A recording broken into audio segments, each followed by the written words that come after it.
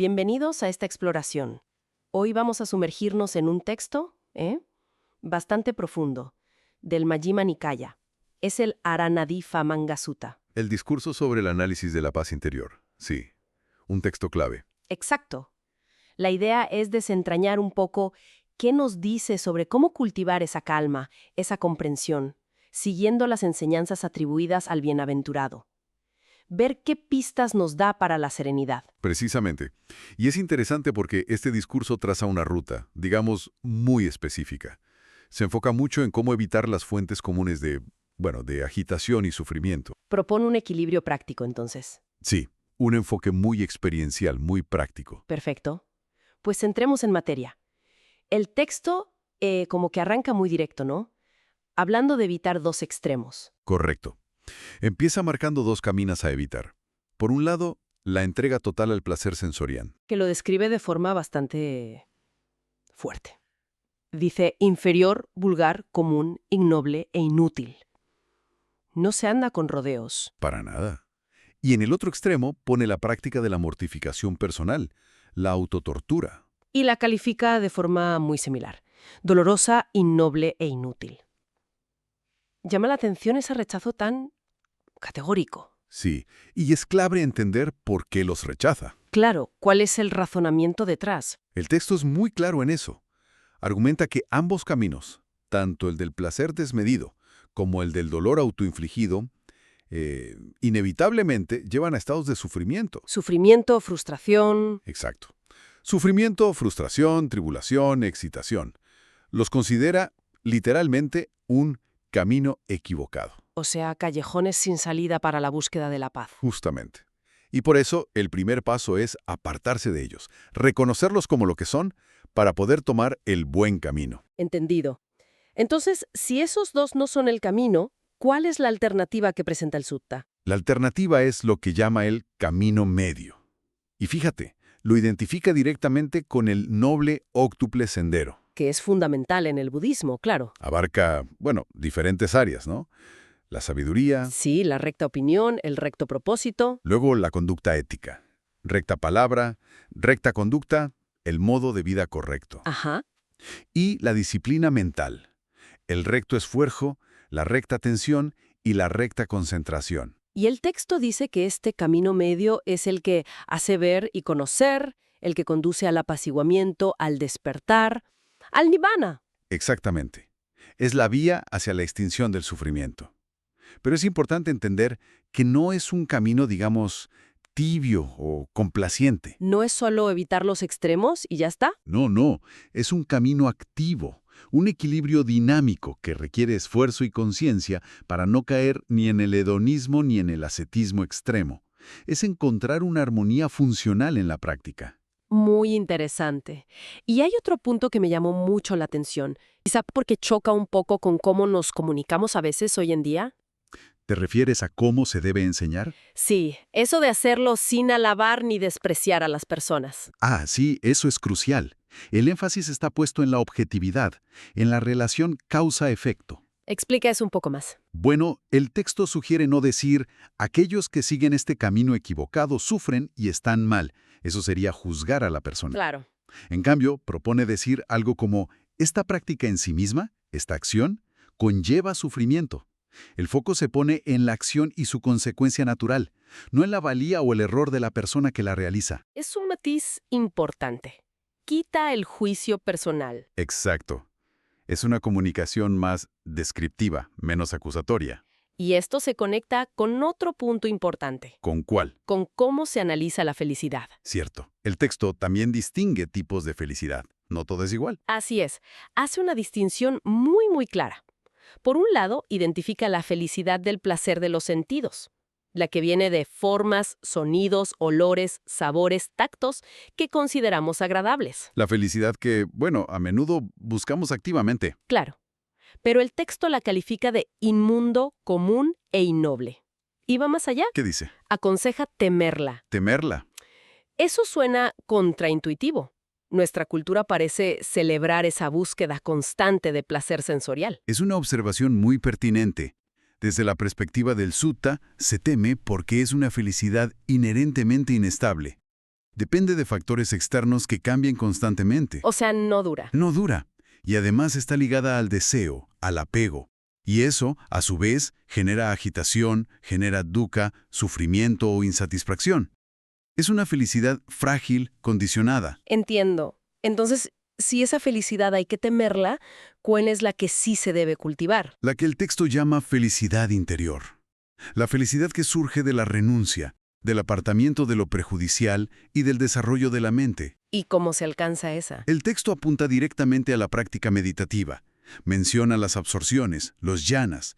Son estados de profunda concentración, ecuanimidad y calma que surgen desde dentro. ¿Una felicidad que no depende tanto de lo externo? Exacto. Es una felicidad más estable, más profunda. Y esa es la que el texto dice que se debe cultivar sin miedo, activamente. Me parece muy práctico cómo el texto no se queda solo en conceptos abstractos, sino que baja a consejos muy concretos para la vida diaria, para la comunicación. Totalmente. Da guías muy específicas. Por ejemplo, sobre si revelar o no un secreto, o si decir algo que podría molestar a alguien. ¿Qué dice al respecto? La guía es muy pragmática. Dice que solo se debe decir algo si cumple varias condiciones. Tiene que ser cierto, tiene que ser verídico. Cierto y verídico no es lo mismo. Bueno, se puede interpretar como que sea factualmente correcto, cierto, y además dicho con buena intención, sin distorsionar, verídico. Pero la clave viene ahora. Además, tiene que ser útil. Útil. Ahí está el filtro importante. Exacto. Si no es útil, aunque sea verdad, el consejo es callar. ¿Y aún hay más? Ah, sí. Sí, incluso si es cierto, verídico y útil, añade una cuarta condición. Hay que decirlo en el momento oportuno. Wow. Es un proceso de discernimiento bastante exigente para cada palabra que pueda ser delicada. Refleja una conciencia muy aguda del impacto que tienen nuestras palabras. No solo importa el qué decimos, sino el cuándo y el por qué. Y también el cómo, ¿no? Porque habla de la velocidad al hablar. Sí, sí. Aconseja hablar sin prisa, pausadamente. ¿Y por qué? ¿Qué problema hay con hablar rápido? Argumenta que hablar apresuradamente agota el cuerpo, confunde la mente del que habla y del que escucha e incluso puede dañar la voz. La calma al hablar, en cambio, favorece la claridad y es menos desgastante. ¿Tiene sentido? Menos estrés al comunicar. Y menos probabilidad de decir algo inapropiado por la prisa. Y hay un último detalle sobre el lenguaje que me pareció fascinante, especialmente hoy con tanta diversidad y a veces rigidez. ¿Te refieres a lo de los dialectos regionales? Exacto. Eso de no aferrarse a la forma local de hablar como si fuera la única verdad. Es un punto muy relevante. El texto advierte explícitamente contra eso. Contra insistir en que mi palabra para algo es la única correcta y despreciar cómo lo dicen en otro lugar. Pone el ejemplo de un objeto, ¿no? Un plato, un cuenco. Sí, dice plato, cuenco, recipiente. Son nombres distintos para la misma cosa según la región. Y la recomendación es ser flexible. Reconocer que son solo etiquetas diferentes para la misma realidad. Y adaptarse en lugar de crear conflicto por una palabra. Exacto. Es una llamada a la humildad lingüística y a la adaptabilidad. No quedarse pegado a la forma, sino entender el fondo. Si conectamos todos estos puntos que hemos visto, evitar los extremos, no juzgar a las personas sino a las acciones, distinguir los tipos de felicidad, comunicar de forma consciente y útil y ser flexibles con el lenguaje, parece que hay un patrón claro. Sí, hay un hilo conductor muy evidente. ¿Cuál dirías que es ese hilo? Que todas las prácticas que el texto desaconseja, los extremos, el juicio personal, el apego a la felicidad sensorial superficial, la comunicación descuidada o hiriente, la rigidez mental y lingüística, todas ellas son fuentes de agitación. Son, como dice el texto, el camino equivocado. El camino que no lleva a la paz. Exacto.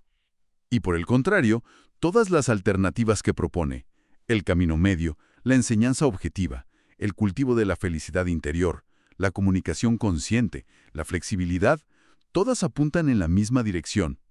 Hacia la paz interior. Son el buen camino. Justamente. Ese es el análisis de la paz interior que hace el discurso. Identificar qué conduce a ella y qué nos aleja. Entonces, resumiendo, este análisis del Aranabhivanga Sutta nos deja como una especie de hoja de ruta, ¿no? Podríamos verlo así, sí. Buscar ese equilibrio activo del camino medio. Enfocarnos en la enseñanza objetiva, en la causa y efecto, sin caer en juicios personales. Cultivar una felicidad más profunda, más interna, menos dependiente de lo sensorial y externo. Y comunicarnos de una manera mucho más consciente, veraz, sí, pero también útil, en el momento adecuado, con calma y con flexibilidad. Exacto. Son principios muy concretos para reducir la agitación y fomentar la serenidad de nuestra vida. Y el texto termina con una reflexión final, un llamado a la acción personal. Sí, es una conclusión muy potente. Dice algo como, conoceré lo que conduce a la paz interior y lo que no la conduce, y, habiéndolo conocido, seguiré el camino que sí conduce a la paz interior. Es una declaración de intenciones muy clara, una llamada a la autodisciplina activa, basada en el discernimiento. Totalmente. Y eso nos deja, quizás, con una pregunta para nuestra propia reflexión, ¿no? ¿Cuál sería? Pues, en nuestro mundo actual tan lleno de información, de estímulos, de interacciones constantes, ¿cómo aplicamos nosotras y nosotros, activamente, ese discernimiento? ¿Cómo distinguimos día a día, momento a momento, entre aquello que nos agita, que nos perturba, y aquello que realmente nos nutre, que nos da calma, que nos acerca a esa paz interior de la que habla el texto? Es una pregunta clave para llevar esta enseñanza milenaria a nuestra realidad cotidiana. Sin duda, requiere una atención constante.